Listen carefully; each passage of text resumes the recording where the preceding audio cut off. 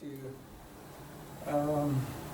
give a little overview of Navajo EPA and then go into three programs that I oversee within Navajo EPA.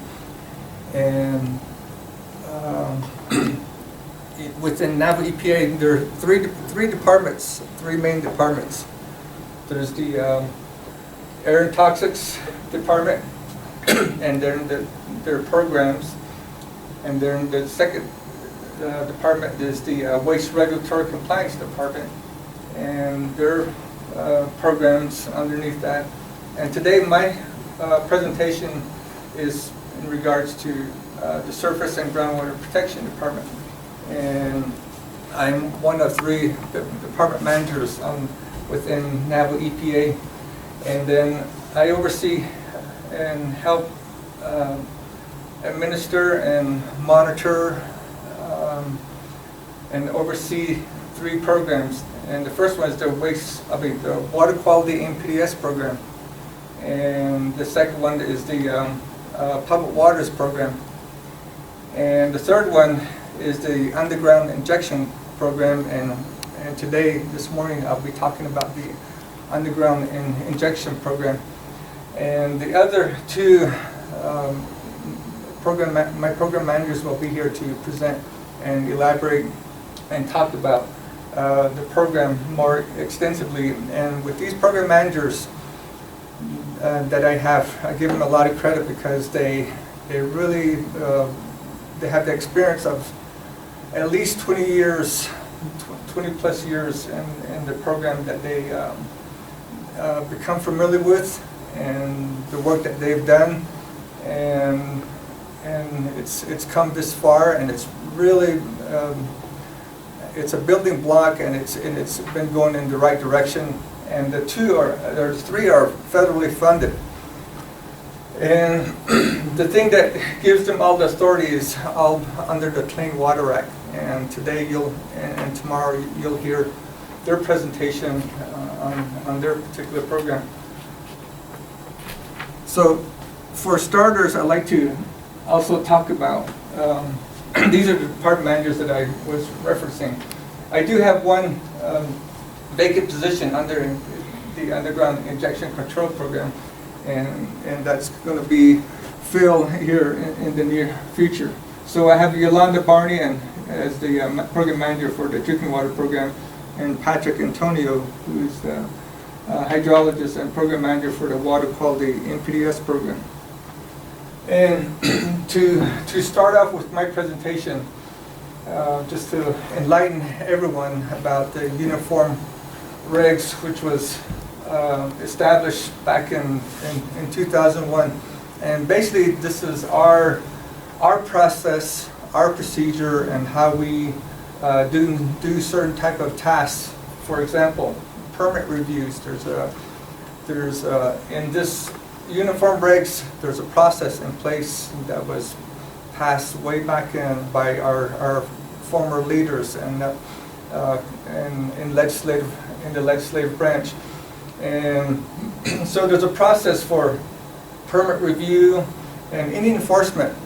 There's public notices, and there's a 30-day comment period, and we go out and inform our general public so that they have input and they're involved in anything when we draft and issue a permit within Navajo EPA, and when we do enforcement.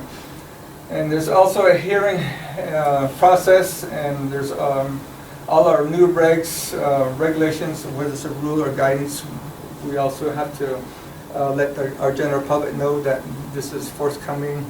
And then if there's an opposition or someone files agreements or some type of claim against any of these topics, and then it can go before the judicial review and judicial hearing, and then there's a hearing could take place. So that's general in a nutshell what our uniform regs is all about. So the underground, within the Underground Injection Control Program, that particular office has a sub-office although our main office is here in Window Rock, they're located in Shiprock.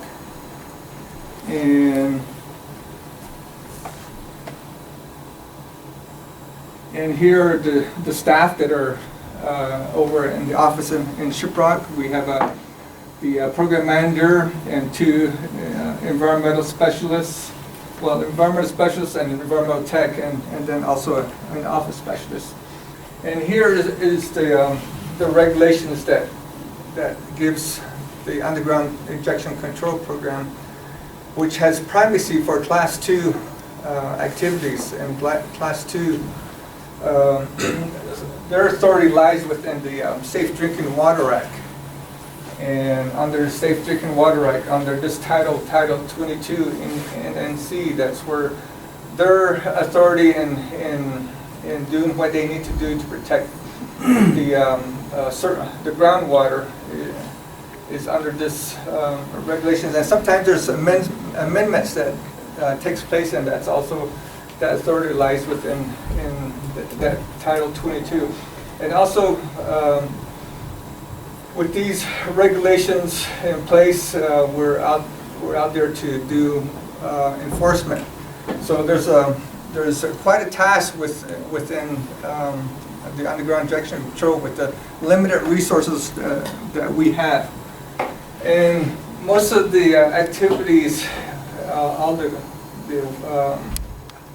oil and gas production activities are in the Utah area and Shiprock area. So this map depicts, the red area depicts where all the activities, Class 2 well activities take place. And just to show and depict a type of injection well, this is a schematic of what is below the surface and what the trained underground injection controls inspectors have an idea of what to look for, and they're out there doing these different type of reviews and analyzing and testing. For example, this is the what referred to as the MIT test, the integrity test of the well. So the well is put under pressure, and when the well is drilled, there's a casing that goes with it to protect any leaching or any pollutant from going laterally in this particular well. So they put a pressure test on it, the MIT, this is an integrity test of the well. So under pressure, if the gauges go down to a low pressure immediately, then that's an indication that the well casing is not done or installed properly. So they have to do other type of mitigations to avoid any leakage from these particular wells, any pollution leaking from any of these particular wells. So it's the complexity of this kind of knowledge and test does require some extensive training. So the staff are out there in the Aneth area, and this is a plug, an abandoned well. You know, some of the activities, sometimes there's when the oil production, the companies extract the oil, out comes processed water and other type of pollutant. So sometimes the company digs a pit. Some of these pits are lined and some are unlined. So it's our job to be out there to let the companies know that they need to line these ponds so any pollutant is not leaching into our ground, into the ground and into our groundwater. And some of these wells, after production, or if there's no production and they see that it's not a suitable well to drill, and eventually the company comes in and plugs it, and they're referred to as abandoned wells, and the staff are out, UIC staff are out there checking these wells, inspecting these wells. So just a quick rundown of the numbers that we have. We have 19 oil and gas operators that we work with, and then also 26 oil and gas field units, and a total of 365 active injection wells. As you can see, with two staff covering a large area, sometimes it can be overwhelming, but they do the job, and they are out there conducting these inspections. And then we have permits, so we issue permits underground. The UIC program has that capability under the Class 2 authority. So, as I said earlier, they are a federally funded program. So within their work plan, they do so many inspections per year, and these work plans are reviewed by our US EPA, and US EPA will agree or disagree with the work plan, and in most cases we do more than what we have put down or indicated in our annual work plan. So, but there is also a cash match that no nation has to come up with. In this case, there's a 25% cash match. And then we're also talking about how we might be able to help the program sustain itself. And we also have established our permit annual service fees, and we are doing pretty good with that, and it helps pay for one of our field inspectors under the UIC program. So just some compliance and enforcement that I mentioned earlier, and type of activities that they do is the site inspections for the Class 2 wells, and then I also mentioned the MIT tests, and also they provide a lot of technical assistance, and they're out there, and they do a lot of outreach because the general public, the people living near these wells, they're very close to these wells, and they're out there, and some of them do have concerns, and they like to see Navajo EPA staff out there on a regular basis. So some of the other tasks that we have to do is we have to report to US EPA.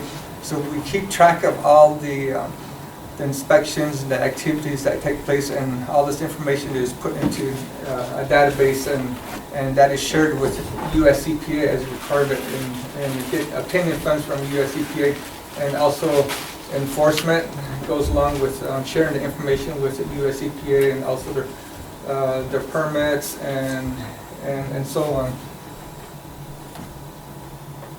So that's pretty much in a nutshell of what the UIC program does. So thank you.